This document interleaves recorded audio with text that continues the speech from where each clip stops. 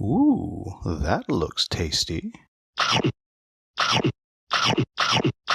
Welcome folks, Today the Hungry Gamer is back with another game review, and today we're talking about Oddland, designed by Dan Schumacher with art by Cam Kendall and published by Allplay. And thank you to Allplay for sending me this copy along with the expansion and the deluxe upgrade so I can make this video. Additionally, please make sure you turn on your Klingon subtitles because if I make any mistakes in the rules overview, that is where you'll find the corrections. Now, what this game is this is a tile laying game and creature placement game. And what that means will make sense in just a moment, and I'll point out that these scoring conditions here are all from the core game, and the expansion adds a few more options here that I won't be showing you right now, but just understand that that is what the expansion adds. And I'll also point out that, as I said, I have the deluxe version here, which has these cool wooden meeples, and the core game has tokens that look like this. Obviously, I haven't punched these out because I got the cool meeples,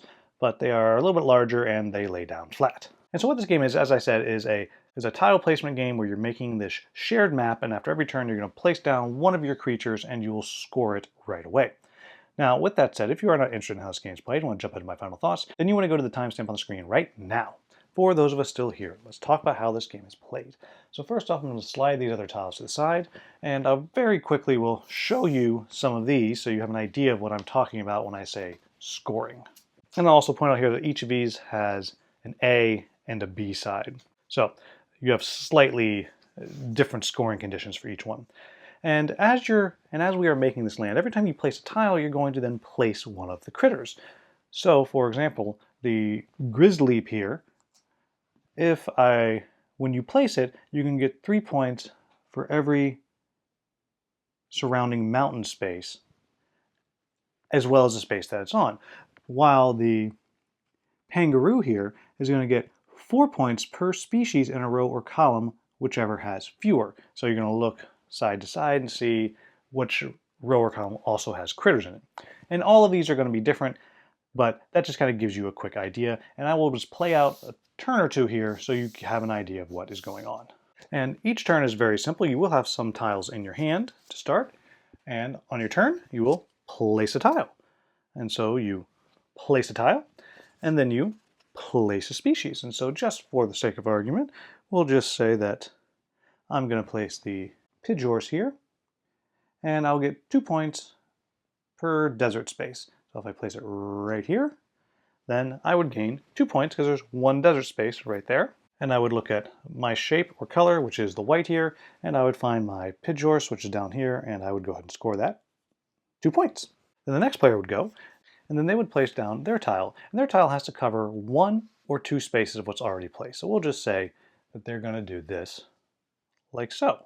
And then they're going to go ahead and place their flora right here, and that would get them 1 point for territory in the space. And so they place their flora, and now they have to place it on the tile they just placed, so I couldn't place it up here, but we'll say they'll just place it right there. And then as I said, they get 1 point per territory in space, so 1, 2, 3. And so the red would get 3 points for their flora. And you simply go back and forth just like that until everyone has scored all of their critters, and then whoever has the most points is going to win the game.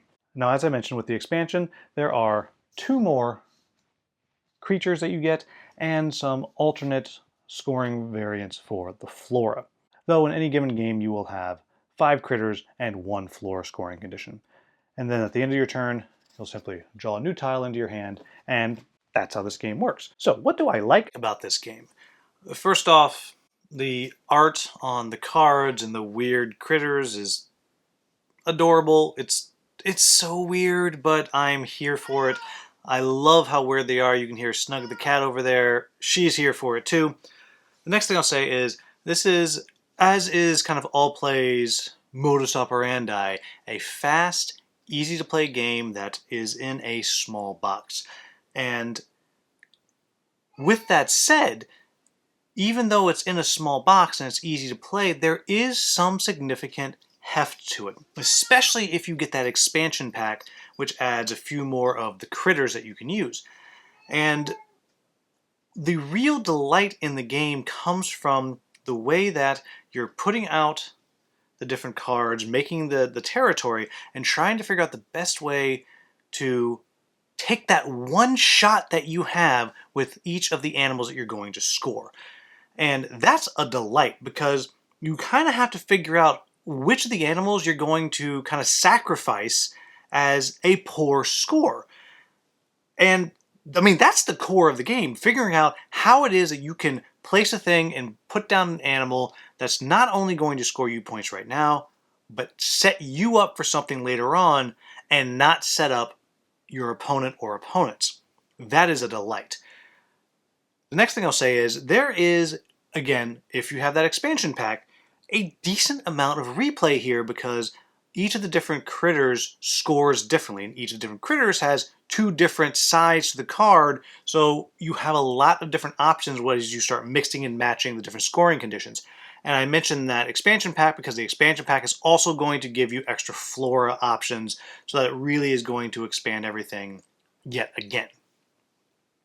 Next thing I'll say is, it looks pretty darn good on the table. Obviously, I have the deluxe meeples, or I guess they're like deluxe standees, I guess, whatever you want to call them. I have the deluxe ones that kind of stand up, the core game ones that kind of lay flat, and I don't think they look quite as good, but they still look pretty good. And I think the game looks really good on the table, as I mentioned, and again, all of that is in a very small, simple box. So what are my quibbles with the game?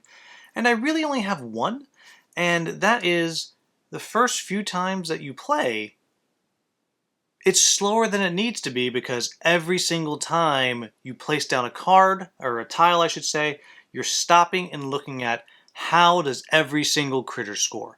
And until you've played through it or memorized it or whatever, you're going to be doing that over and over again. And because the game does not come with a kind of player aid that tells you how each of these critters scores, you're passing the cards back and forth every single turn. And so even though this is a light, quick, simple game, you're going to have to play it several times before you're able to just play the game straight through. And for such a small, inexpensive, and as I said, easy to learn game, that is kind of strange. And I think it's a real miss that they don't have a card in there that just tells you this is how every single creature scores, one for every player. I think that's a huge, huge miss. Well, a huge, huge miss in the $15 game or whatever it is. But still, I do think that's a miss. But there you have it, folks. That is Oddland.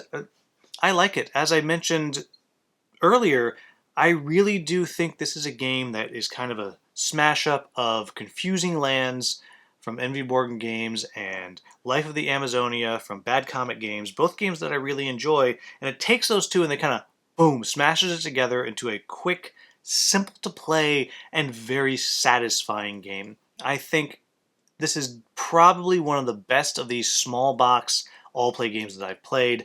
I really do enjoy it. Obviously, I haven't played all of them because I have 57 billion of them, but I really do enjoy this one. I think it's very clever, and if you like that tile laying and you like that idea of the unique scoring conditions for each of these different critters, then I think this one is one that you should absolutely take a flyer on.